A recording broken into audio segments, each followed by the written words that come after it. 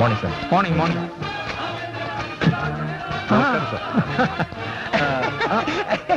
നമസ്കാരമുണ്ടോ? ഒന്ന് വേഗം വന്നേ, എല്ലാരും കാത്തിരിക്കാം. നമുക്ക് അവിടെ ചെന്നിട്ട് വേണം മിനിസ്റ്ററോട് ബാക്കി നേരത്തെ പറഞ്ഞ കാര്യങ്ങളൊക്കെ ഓർമ്മയുണ്ടല്ലോ. ആ എവിടേക്കാ? അവിടെ കഞ്ഞി വീഴ്ത്തൊന്നുമില്ല, എല്ലാവരും കൂടെ ചെല്ലാൻ. ആരെങ്കിലും ഒന്നോ രണ്ടോ പേര് പോയാൽ മതി.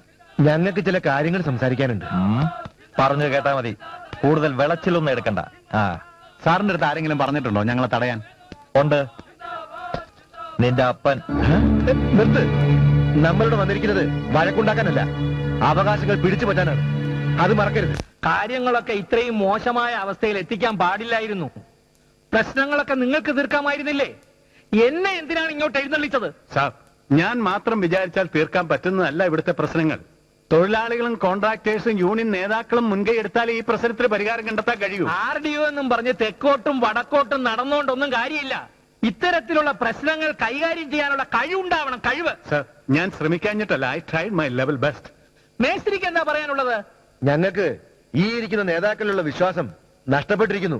ഇവര് കാണിച്ച അഴിമതിയും അക്രമവും മൂലം ജീവിതം പോലും വഴിമുട്ടിയവരാണ് ഞങ്ങൾ. ഇങ്ങനെ പറയാനും മാത്രം ഇവിടെ ഒന്നും ഉണ്ടായില്ലല്ലോ. പറയാനാണെങ്കിൽ ഒത്തിരി ഉണ്ട്. എടോ ജോസ്, എന്താ സാർ? എന്താ ഒരു ആരവം? അത് പിന്നെ ജനങ്ങൾ ഇത്രമാത്രം ആരവം ഉയർത്താൻ സമ്മതിയുള്ള ഒരു നേതാവും ജീവിച്ചിരിപ്പില്ല എന്നല്ലേ പാർട്ടി പത്രം പറയുന്നത്? അതെ. പിന്നെന്താ ഇത്? താൻ പറഞ്ഞോളൂ. തൊഴിലാളികളുടെ മുഴുവൻ പ്രശ്നങ്ങളും വിശദമായി ബഹുമാനപ്പെട്ട മന്ത്രിയെ പറഞ്ഞ് മനസ്സിലാക്കാനുള്ള പഠിപ്പും വിവരവും ഞങ്ങൾക്കില്ലേ? അതുകൊണ്ട് തൊഴിലാളികൾക്ക് വേണ്ടി ഇന്നു മുതൽ സംസാരിക്കുന്നത് ഇദ്ദേഹമായിരിക്കും.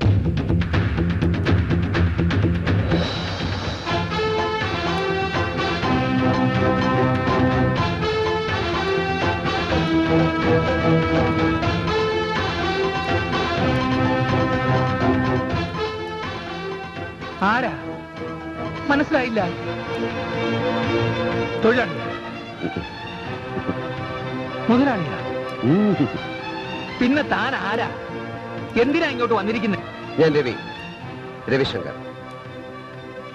ഇവർക്ക് വേണ്ടി, ഈ തൊഴിലാളികൾക്ക് വേണ്ടി സംസാരിക്കണമെന്ന് പറഞ്ഞു, അതുകൊണ്ട് വന്നു. അതിന് തന്റെ കയ്യിൽ എന്ത് കോപ്പാണുള്ളത്? ഒരു 10 ദിവസത്തേക്ക് താൻ തൊഴിലാളികളുടെ കൂടെ ജോലി ചെയ്യണോ? അങ്ങനെ തൊഴിലാളികളുടെ പ്രശ്നങ്ങൾ മനസ്സിലാക്ക്. യൂണിയനുകളുമായി ബന്ധപ്പെട്ട് ട്രേഡ് യൂണിയൻ എന്താണെന്നും പഠിക്കാം. അങ്ങനെ പറഞ്ഞു മനസ്സിലാക്കി കൊടുക്കണോ? സാറിന്റെ പേരെന്താണാവോ? തനിക്കറിയില്ലേ? അല്ല, എന്നാലും ഒന്ന് പറഞ്ഞോളൂ. AB തരകൻ. ഓ, AB തരകൻ. ആ. നീണ്ട 15 വർഷങ്ങളായി തുറമുഖ തൊഴിലാളികളുടെ ജീവാത്മാവും പരമാത്മാവുമായ പ്രസിഡന്റ്, ദേശീയവും സാർവദേശീയവുമായ പ്രശ്നങ്ങൾക്ക് പരിഹാരം കാണുന്നവൻ AB തരകൻ. കേവലം റബ്ബർ സ്റ്റാമ്പ് എന്നൊക്കെയാ ശത്രുക്കൾ പറയുന്നത്. പക്ഷേ കുശാഗ്ര ബുദ്ധി, തുറമുഖത്ത് ആരെവിടെ എന്ത് ചെയ്യണമെന്ന് തീരുമാനിക്കാൻ കെൽപ്പുള്ളവൻ, കുത്തക മുതലാളിമാരുടെ ചട്ടുകം, പാവപ്പെട്ടവന്റെ വിയർപ്പിൽ നിന്ന് അപ്പം തിന്നുന്നവൻ, ലിസ്റ്റിലില്ലാത്ത തൊഴിലാളികളുടെ പേരിൽ തൊഴിൽ വിറ്റ് കാശാക്കുന്നവൻ. ഇതൊക്കെ 10 ദിവസം കൊണ്ട് എനിക്ക് പഠിക്കാൻ കഴിയുമോ സാർ? ജനങ്ങളുടെ നന്മയ്ക്കും നാടിന്റെ പുരോഗതിക്കും വേണ്ടി പോരാടുന്നവരെ കുറിച്ചാണ് താനീ പറയുന്നതെന്ന് ഓർമ്മ വേണം. ഈ നാടിന്റെ ഗതിയും നേതാക്കന്മാരുടെ ഗുണവും അറിയാൻ വേറെങ്ങും പോണ്ട സാർ. മുഷിഞ്ഞു നാറി അക്കങ്ങൾ പോലും തിരിച്ചറിയാൻ കഴിയാത്ത നമ്മുടെ 2 രൂപ നോട്ടും 5 രൂപ നോട്ടും കണ്ടാ മതി. 500 രൂപ നോട്ടിന്റെയും 1000 രൂപ നോട്ടിന്റെയും കെട്ടുകൾ മാത്രം കൈകാര്യം ചെയ്യുന്ന നിങ്ങൾക്ക് ഇതൊക്കെ ഒരു പുതുമയായിരിക്കും. പിന്നെ തുറമുഖത്തെ കുറിച്ച്, വിദേശ കപ്പലുകളിൽ നിന്ന് വാടകയും പൈലറ്റ് ഫീസും മറ്റും ഡോളർ ഇനത്തിൽ ഈടാക്കണമെന്നാണ് 91 ഡിസംബറിൽ കേന്ദ്ര സർക്കാർ ഉത്തരവിട്ടിരുന്നത്. 92 മുതൽ 95 വരെ ഇത് ഈടാക്കുകയും ചെയ്തിരുന്നു. 95 മുതൽ 98 വരെ 765 വിദേശ കപ്പലുകൾ വന്നതിൽ നിന്നും രൂപ ഇനത്തിൽ ഈടാക്കിയതുകൊണ്ട് 14 കോടി 23 ലക്ഷം നഷ്ടമായി എന്ന് പറയുന്നതിൽ ഒരു വാസ്തവമില്ല. യഥാർത്ഥത്തിൽ ഡോളറിൽ തന്നെയാണ് നിരക്കുകൾ ഈടാക്കിയിരിക്കുന്നത്. രേഖയിൽ രൂപയാണെന്ന് മാത്രം. ഈ കോടികൾ എവിടെ പോയി? ആരൊക്കെയാണ് ഇതിന്റെ പിന്നിൽ കളിച്ചിരിക്കുന്നത്? എനിക്കിതിൽ ഒരു പങ്കുമില്ല. ഞാനിവിടെ ചെയർമാനായി ചാർജ് എടുത്തിട്ട് 2 മാസം പോലും ആയില്ല. അതോർത്ത് വിഷമിക്കേണ്ട സാർ, അവസരങ്ങൾ ഇനിയും ഉണ്ടല്ലോ. ഇതൊക്കെ അന്വേഷിക്കാൻ നീ ആരാ? രാജ്യത്തോട് കൂറുള്ള ഏതൊരു പൗരനും ഇതൊക്കെ അന്വേഷിക്കാനുള്ള അവകാശവും സ്വാതന്ത്ര്യവും ഒക്കെ ഉണ്ട് സാർ. വാക്കുകൊണ്ടല്ല, പ്രവൃത്തിയിൽ കൂടെ വേണം കൂറ് കാണിക്കാൻ. Mister ARM. Oh yes, ARM Raphael, CTTU എന്ന ട്രേഡ് യൂണിയൻ കമ്പനിയുടെ മുതലാളി. നീന്തി കുളിക്കാൻ ചന്ദനത്തൈലം കമഴ്ത്തിയ നീന്തൽക്കുളം, സഞ്ചരിക്കാൻ 5 ലക്ഷം മുതൽ 40 ലക്ഷം വരെ വിലയുള്ള കാറുകൾ, ലോറികൾ, മോട്ടോർ സൈക്കിളുകൾ, ട്രാൻസ്ഫർ ക്രെയിനുകളുടെ നിരക്ക് വർദ്ധിപ്പിക്കാതിരിക്കാൻ എന്തു കൊടുത്തു ഇയാൾ? തുറമുഖത്തിന് നഷ്ടം 2,56,00,000 രൂപ.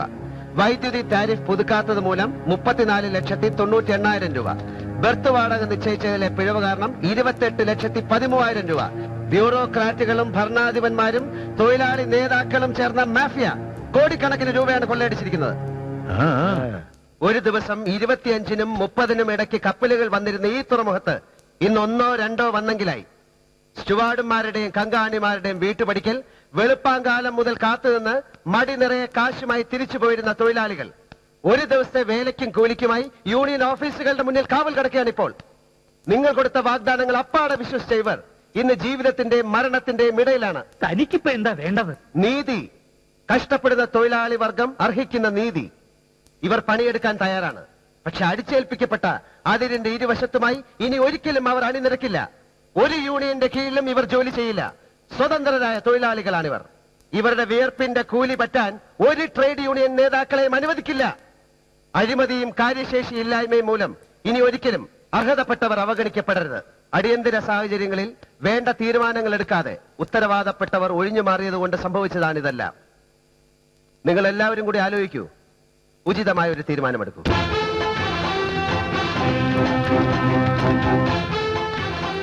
പുറത്തുനിന്ന് തൊഴിലാളികൾ എന്ന പേരിൽ ഗുണ്ടകളെ ഇറക്കി എന്തെങ്കിലുമൊക്കെ കാണിച്ചു കളയാമെന്ന് വല്ല അബദ്ധ ധാരണയുണ്ടെങ്കിൽ അനുവദിക്കില്ല ഞാൻ.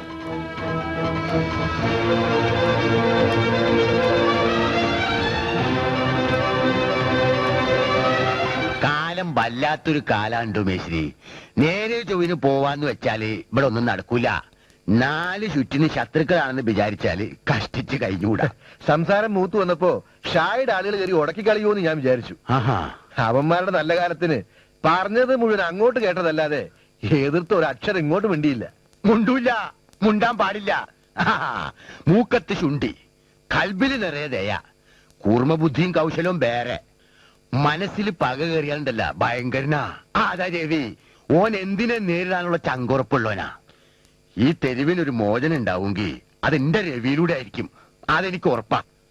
ഇനി ഷായും കൂട്ടരും അടങ്ങിയിരിക്കുമെന്ന് എനിക്ക് തോന്നുന്നില്ല. എങ്ങനെ അടങ്ങിയിരിക്കും? കടന്നൽ കൂട്ടിലല്ലേ കല്ല് വീണിരിക്കുന്നേ. കണ്ട വഴിയെ പ്രാണനും കൊണ്ട് പായും. എന്തായാലും മേശിരി ഒന്ന് കരുതിയിരുന്നോളി. നേരെ ഒരുപാടായി. കൂട്ടിന് വേണമെങ്കിൽ ഇവരാരെങ്കിലും കൂട്ടിക്കോളി. അയ്യോ വേണ്ട, പോകുന്ന വഴിക്ക് ഓഫീസ് ഒന്ന് കയറണം. മെക്കാനിക് സുധാകരൻ എന്നെയും കാത്തിരിപ്പുണ്ടാവും. ഇല്ലാത്ത കാശുണ്ടാക്കി അവനെ LLBക്ക് പഠിക്കാൻ വിട്ടിട്ട് ഇപ്പൊ എന്തായി? അവൻ ഈ കാണിക്കുന്ന ക്രിമിനൽ ബുദ്ധിയുടെ പകുതി മതിയായിരുന്നു ആ പരീക്ഷ പാസ്സാകാൻ. അതെങ്ങനെയാ? പഠിച്ച് പാസ്സാകാൻ പാടില്ലല്ലോ. എൻറോൾ ചെയ്ത് ഏതെങ്കിലും കസേര കയറി കുത്തിയിരിക്കട്ടെ. അപ്പോ സാറിന് ഇതുപോലെ നാട് നീളെ നടന്ന് തട്ടാനൊക്കത്തില്ലല്ലോ. ഇയാൾക്ക് ഇതെന്തോ നിന്റെ സൂക്കാരാണോ? ഒന്നും മിണ്ടായിരുന്നൂടെ? അയ്യോ മോനെ, നീ കൈ മുറിക്കണ്ട. അവൻ എന്തെങ്കിലും പറഞ്ഞിട്ട് പോട്ടെ, നീ അത് കാര്യാക്കല്ലേ. വേണ്ട, കാര്യമായിട്ട് എടുക്കണ്ട. അല്ലെങ്കിലും അമ്മയാണല്ലോ ഇവനെ ചീത്തയാക്കുന്നത്. ഇവൻ ഒരുത്തൻ കാരണം ഈ കുടുംബം മുടിയും. സ്വന്തം കൂടപ്പിറപ്പിനെ എപ്പോഴും ഇങ്ങനെ ദൂഷിക്കരുത് കേട്ടോ. കഷ്ടപ്പെടുന്നവരോട് കാരുണ്യം കാണിക്കുന്നതാണോ തെറ്റ്? ഇന്ന് ചീപ്പ് കോപ്പ്. എന്റെ അമ്മേ, ഇന്ന് എന്തായിരുന്നു മിനിസ്റ്ററുടെയും മറ്റു നേതാക്കന്മാരുടെയും മുമ്പിൽ വെച്ച് അമ്മയുടെ മോന്റെ ഒരു പെർഫോമൻസ്. ഫയല് മറിക്കുന്നു, കണക്കുകൾ വിളമ്പുന്നു, പടുവെടുപ്പൻ ഡയലോഗുകൾ വെച്ച് കാറ്റുന്നു. എടാ മോനെ രവി, 10 കാശ് സ്വന്തമായി അധ്വാനിച്ചുണ്ടാക്കാൻ കഴിയാത്ത നീ എങ്ങനെയാടാ നാട് നന്നാക്കണേ? അല്ല, മനസ്സിലാഞ്ഞിട്ട് ചോദിച്ചതാ.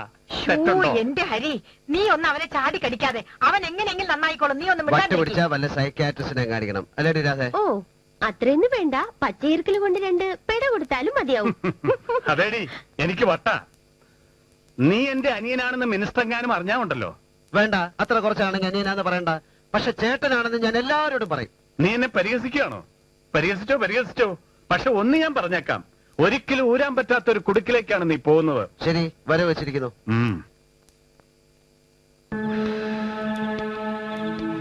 ഏയ്,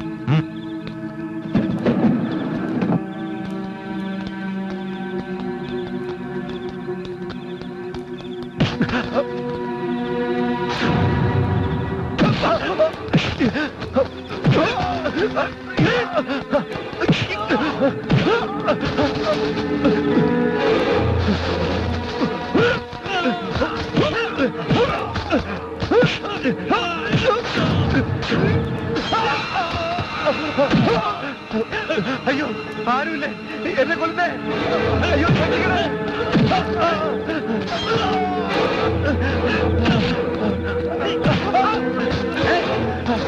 come on. ദേ കേറ്.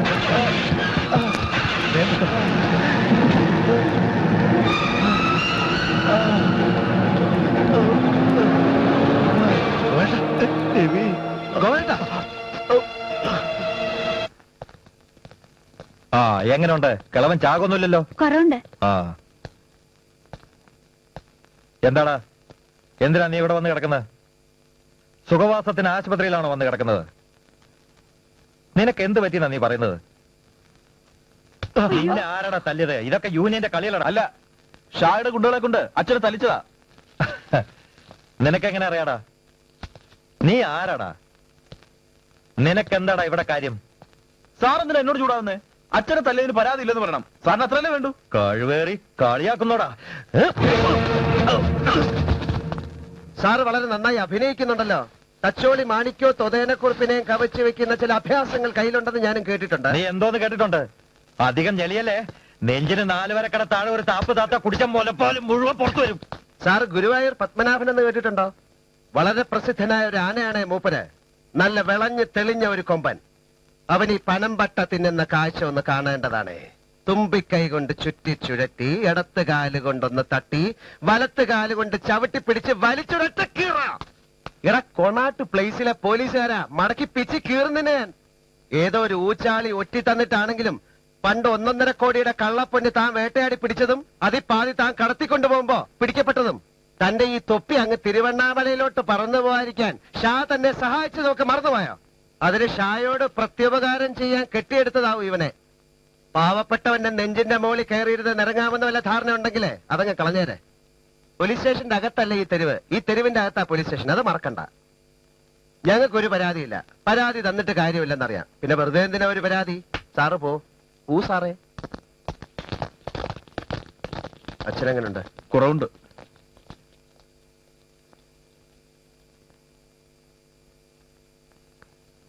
എന്താ രവിശങ്കർ പതിവില്ലാതെ ഈ വഴിക്ക്? ആ മേസ്തിരിയെ തല്ലി ചതച്ച ഒരു കൈയും കാലും സ്വാധീനമില്ലാതാക്കിയതും പോരാ, അയാളെ ഹോസ്പിറ്റലിൽ കിടക്കാൻ പോലും നിങ്ങൾ അനുവദിക്കില്ലേ?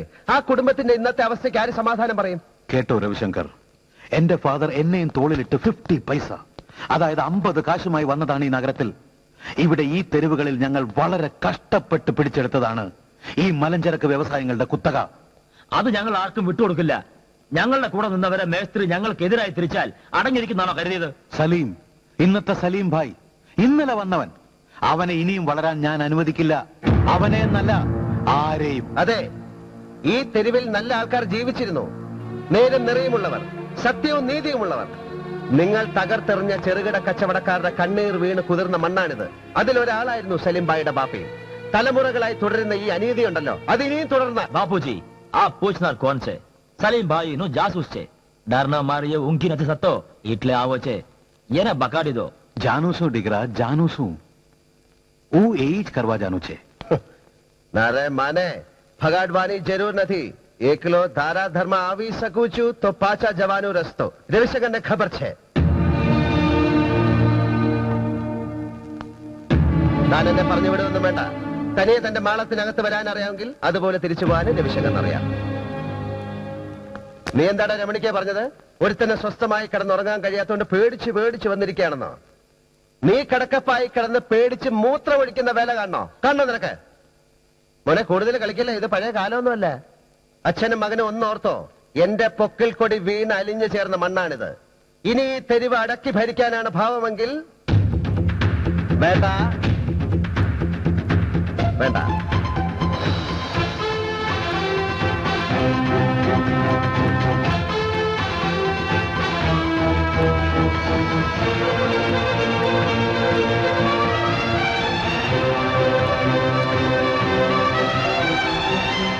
അല്ല, മേശ്രിക്ക് ഇപ്പൊ എങ്ങനെയുണ്ട്? അത് പറയാനാ ഞാൻ വന്നത്. ആ കുടുംബത്തിന് ജീവിച്ചു പോകാൻ മേസ്ത്രിയുടെ മകൻ ബാലൻ എന്തെങ്കിലും ഒരു വരുമാനം ഉണ്ടായാലേ പറ്റൂ. നമുക്ക് എന്ത് ചെയ്ത് കൊടുക്കാൻ പറ്റും ഭായ്? ആ ഷായും കൂട്ടാളികളും ഈ തെരുവ് മൊത്തം വിലയ്ക്ക് വാങ്ങി ഓന്റെ കോട്ടയാക്കി മാറ്റാതിരിക്കാൻ വേണ്ടിയിട്ട് ഇവിടുത്തെ ചില പ്രധാനപ്പെട്ട ഒഴിഞ്ഞിടക്കുന്ന സ്ഥലങ്ങൾ ഞാൻ മേടിച്ചിട്ടുണ്ട്. കോയാ, ഓ, ഇവിടുത്തെ ചെറിയോരിക്കും വലിയോരിക്കും നാളെ എന്തെങ്കിലും ഗുണം ചെയ്യുന്ന കാര്യങ്ങൾ ചെയ്യാൻ വേണ്ടിയിട്ട് ഓനത് കാണിച്ചു തരും.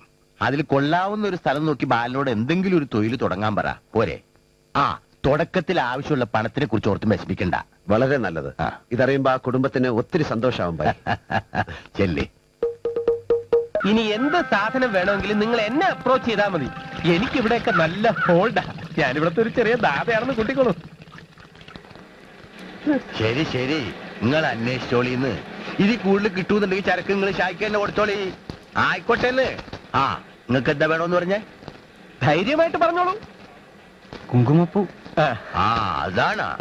അത് ഫസ്റ്റ് ക്വാളിറ്റി വേണോ സെക്കൻഡ് ക്വാളിറ്റി വേണോ? ഈ കാശ്മീരിലെ ചരക്ക് വേണോ ഫ്രാൻസിന്റെ വേണോ? ഭായ് ചോദിച്ചേട്ടില്ലേ? വൈറ്റ് കുങ്കുമപ്പൂ. വൈറ്റോ? വൈറ്റ് എന്ന് വെച്ചാ വെളുത്തത്. ഭായ് വെളുത്ത കുങ്കുമപ്പൂ ഞാനിതുവരെ കണ്ടിട്ടില്ല, കേട്ടിട്ടില്ല. ഇത് ഇവിടെ കിട്ടുമെന്ന് ആരാ പറഞ്ഞത്? ഞങ്ങളുടെ ഒരു ഫ്രണ്ടാ പറഞ്ഞത്. ഇയാളുടെ കൂടെ ചെന്നാ വാങ്ങിച്ചു തരും. ഈ ഹലാക്ക് പിടിച്ച സാധനത്തിന്റെ പേര് നമ്മുടെ കാതിൽ കേൾക്കാൻ തുടങ്ങിയിട്ട് കുറച്ച് നാളായി. ഈ പടച്ചോലിക്ക് നിരക്കാത്ത കച്ചവടം തെരുവിൽ നടത്തുന്ന ആരാണ് കൃഷ്ണ? അയ്യോ ഞാനല്ല, എനിക്കൊന്നും അറിയാനും വയ്യ. ഇവിടെ എവിടെ കിട്ടുമെന്നാ പറഞ്ഞത്? ഈ തെരുവിലെവിടെ കിട്ടുമെന്ന് പറഞ്ഞു, അത്രേ ഉള്ളൂ. വന്നു കയറുന്ന ആളുകളെ സൽക്കരിച്ചേ നമുക്ക് ശീലമുള്ളു. അതുകൊണ്ട് പൊയ്ക്കോളി. കൃഷ്ണ, ജയിലിൽ ഇമാതിരി അറാം പറഞ്ഞ സാധനം വാങ്ങിക്കാനെന്ന് പറഞ്ഞ് ആരെങ്കിലും ഇങ്ങോട്ട് കൂട്ടിക്കൊണ്ട് വന്നാലുണ്ടല്ലോ, അന്റെ മയത്തി അറബിക്കടലായിരിക്കും. അത് ശരി. അപ്പൊ കുങ്കുമപ്പൂ എന്ന് പറഞ്ഞാൽ മറ്റേ മരുന്നല്ലേ? പിന്നെ എന്ത് വിചാരിച്ച്? ഒന്നും വിചാരിച്ചില്ല. അല്ല സിസ്റ്റേഴ്സ്, നിങ്ങൾ എന്ത് വിചാരിച്ച ഈ കറുത്ത പൂവിന്റെ കൂടെ ഇറങ്ങി തിരിച്ചത്? സ്റ്റേജിൽ ഡാൻസ് ചെയ്യുമ്പോ കൂടുതൽ സ്റ്റാമിന കിട്ടാനുള്ള ഒരു മരുന്ന് ഇയാൾ വാങ്ങി തരാന്ന് പറഞ്ഞു. അത് കഴിച്ചിട്ട് പെർഫോം ചെയ്ത കുട്ടികൾക്ക് കലാതിലകം കിട്ടിയിട്ടുണ്ടെന്നാ പറയുന്നത്. അത് ശരി. Auto auto please. എവന്റെ കൂടെ നടന്നാലേ നിങ്ങൾ തിലകമായി പോ, മനസ്സിലായില്ലേ? ഗോപി ഗോപി ചെല്ല, വീടിലേക്ക് പൊക്കോ. കേറിക്കോ. എവിടെ കേറുന്നു? നീ പോവാൻ പറ്റേ. നീയുമായിട്ട് എനിക്ക് അല്പം ഇടപാടുണ്ട്. കുങ്കുമപ്പൂ, ക്ലിപ്പ്, പഫ്, പാവപ്പെട്ട പെൺകുട്ടികളെ നീ വഴിതെറ്റിക്കോ അല്ലേടാ?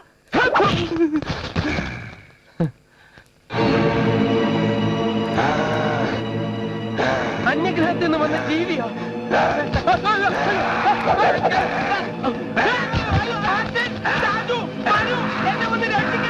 ഒരു വന്യജീവി എന്നെ